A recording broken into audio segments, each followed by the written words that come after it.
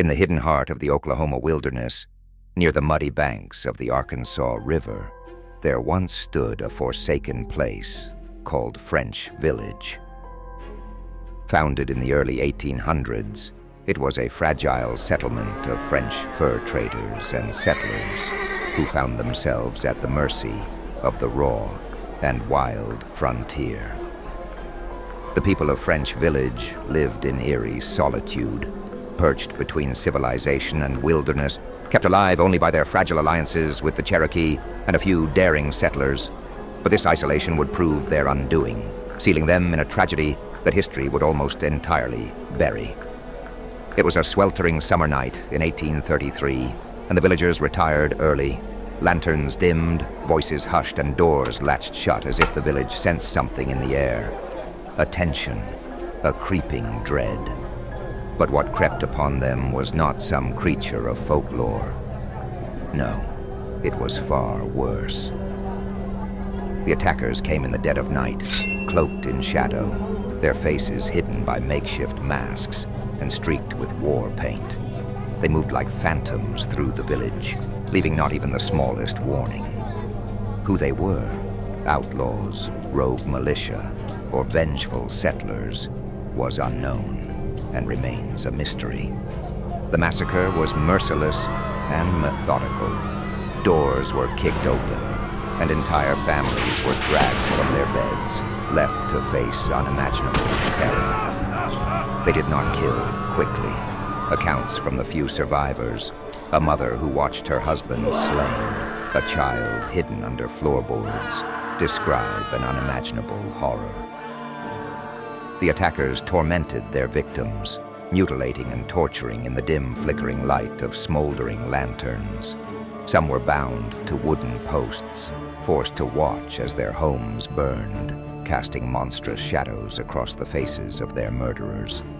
When the attackers had their fill, they ransacked the remains of the village, but not without leaving their mark. Strange symbols were scorched into the doorframes and carved into walls. Jagged runes and misshapen symbols that no one could decipher. Rumor had it that they were the marks of some brutal order, warning others of the horror they'd bring should anyone try to rebuild or revisit what was now their cursed land. Days passed before anyone dared approach the site.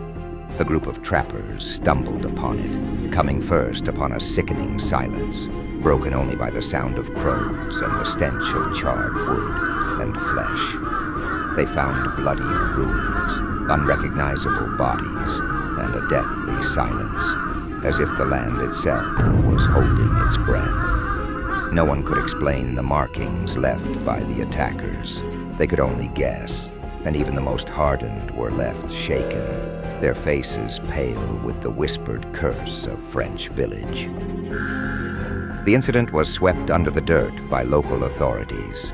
Officially, it was logged as a dispute, and any calls for investigation or retribution were swallowed by the bureaucratic indifference that was so common in those dark days. The survivors who did speak up were silenced or shamed into silence. Rumors quickly spread of restless spirits haunting the ruins. Travelers passing by spoke of hearing distant cries at night, of feeling unseen hands clawing at their clothes, and of seeing a cold, unnatural light in the windows of the burnt-out houses. The Cherokee, who knew the land well, refused to go near it, calling it a cursed place, a resting ground for the vengeful dead. For decades, French Village remained a ghostly scar on the land, a hollow memory too painful and terrifying to remember. As the 19th century marched on and new towns rose around the river, the tragedy was forgotten by most, swallowed whole by the darkness of time.